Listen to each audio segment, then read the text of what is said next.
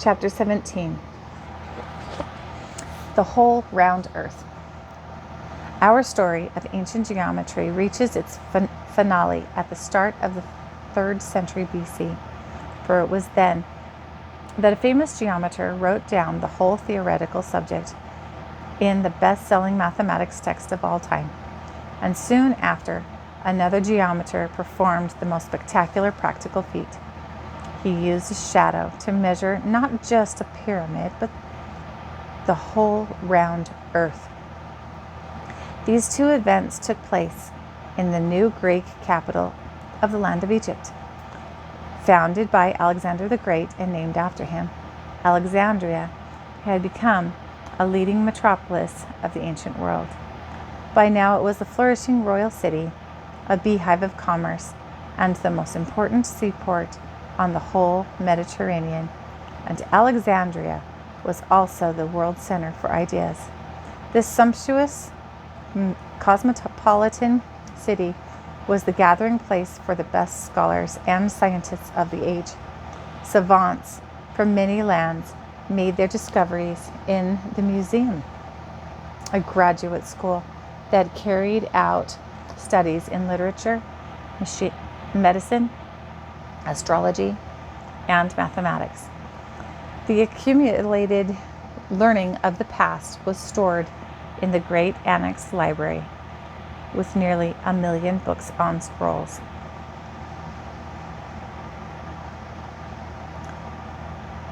Eratosthenes and the size of the earth.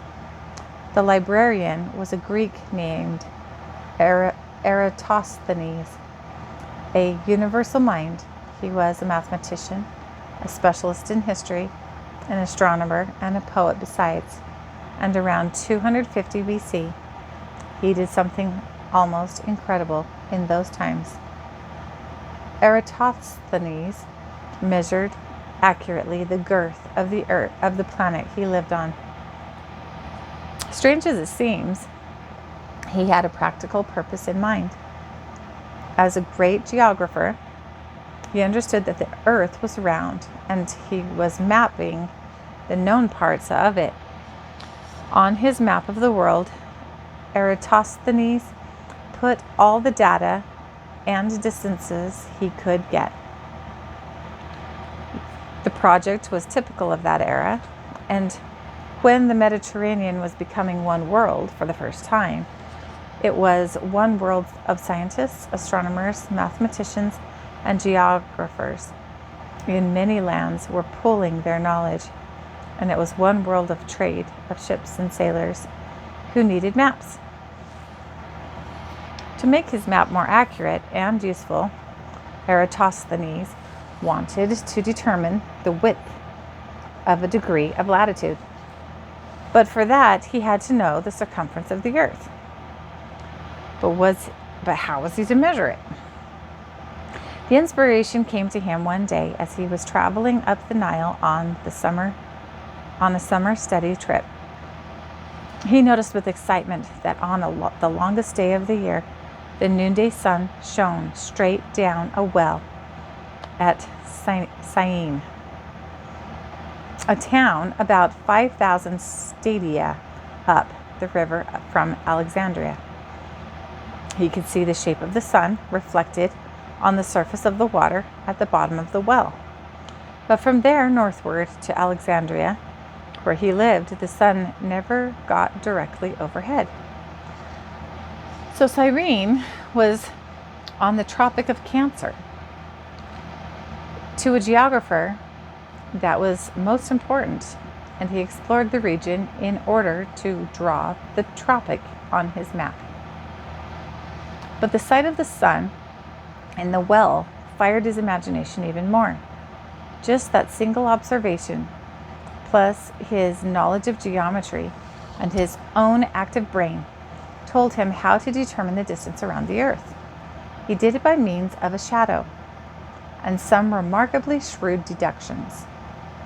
Eratosthenes simply took the known distance between Syene and Alexandria due north, was reported by camel caravans and professional step counters. and then measured a single angle at the right place and at the right time.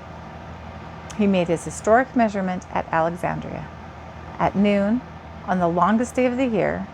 At that moment, he knew the sun was shining straight down the well at Syene, 5,000 stadia away, casting no shadow. But at Alexandria, where he stood, an upright post was casting a shadow. So Eratosthenes stretched a string from the top of the post to the tip of its shadow. Then he measured the angle between the post at its top and the string. The string represented the sun's ray that was casting the shadow. He had measured the angle at which the post met the sun's ray.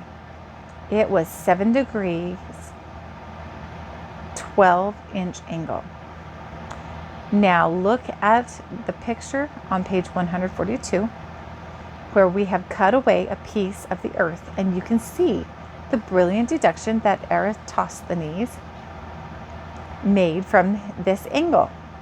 He assumed an imaginary line from the sun's rays at Syene, continuing straight down through the well to the center of the earth, and an imaginary line from the post at Alexandria, continuing down to the center of the earth too.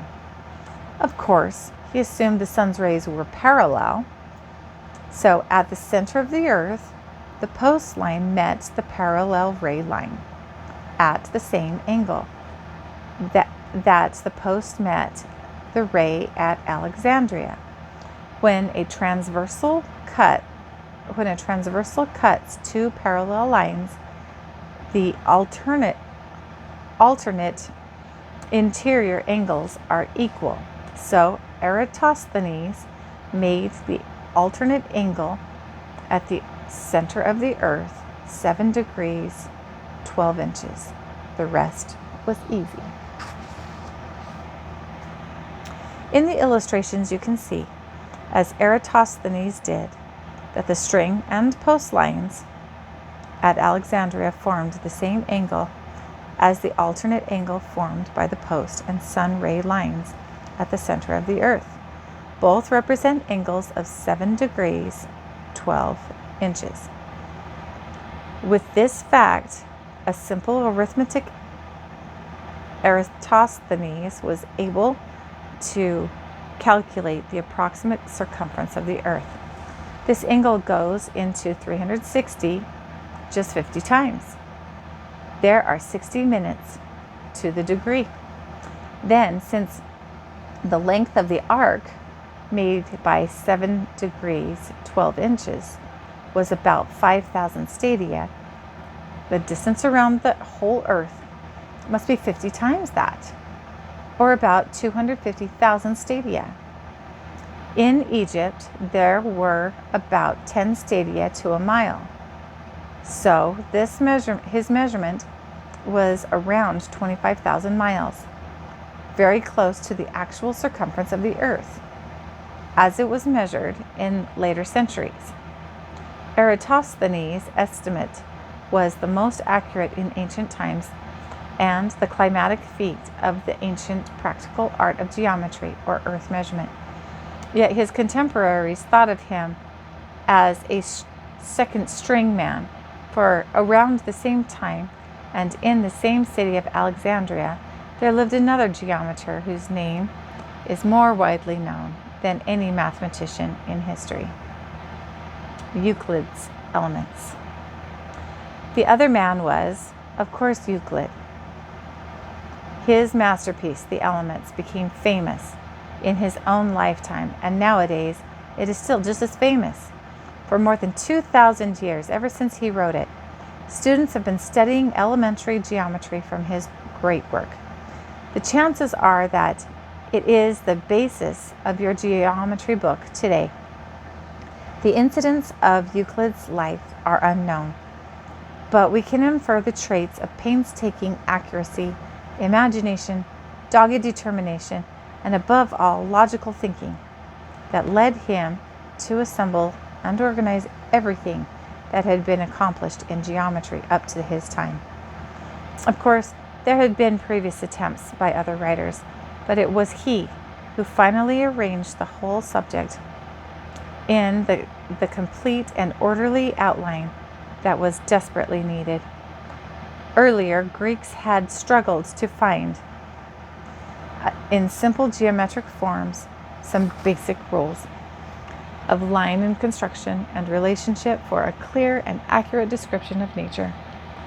Afterward, proofs and ideas grew like mushrooms, with more and more theorems established and problems solved. By this time, there was a pressing need for one summary that could be accepted and used by Greek geometers and their students from Asia Minor to Sicily. Euclid of Alexandria wrote that textbook, but it was far more than a mere textbook. The Elements was also a work of art. Out of the pieces of a mathematical jigsaw puzzle, he created a clear and beautiful picture. He traced geometric facts, logically and clearly, from the very first principles that Thales had found. He built these facts, one upon the next, into a truly magnificent edifice. He was spoken of often of mathematics in the arts, but the Elements shows us the reverse, art in the work of mathematics. The Elements told the history of an age. For making his compilation, Euclid had carefully collected, put together, and reported the work of the preceding centuries. His book contained most of the important discoveries of the Greek masters of the classical period. Here was an indispensable collection of beautiful and useful definitions and theorems, but the arrangement surpassed even the content.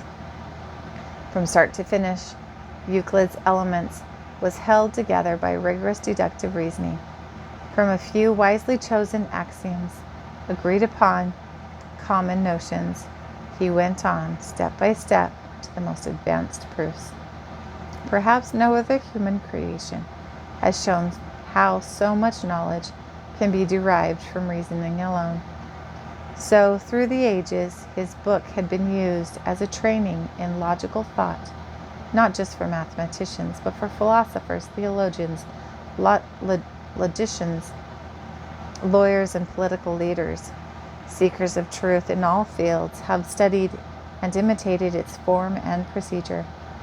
But these are just highlights of Euclid's unique accomplishment. By writing the Elements, by putting everything together, is lasting logical form. He transmitted intact to posterity almost the whole of Greek geometry. With Euclid's immortal Elements, we close our tale of geometry in the ancient world. That story has brought us all the way from the early hunters to scholars at the Alexandria University. We have seen ancient people using the early practical art gradually learn to tell time and direction, to lay out their fields and dig irrigation ditches, to design and decorate their dwellings and temples and tombs, to record the movements of the sun, moon, and planets. We have watched the merchant Thales work out the first abstract rules in the mystical Pythagorean order, developing these rules, studying shapes, and trying to link geometry with numbers. Finally, we have seen the later Greek geometers influencing philosophy and art of the Golden Age and laying the foundation of Hellenistic and modern science.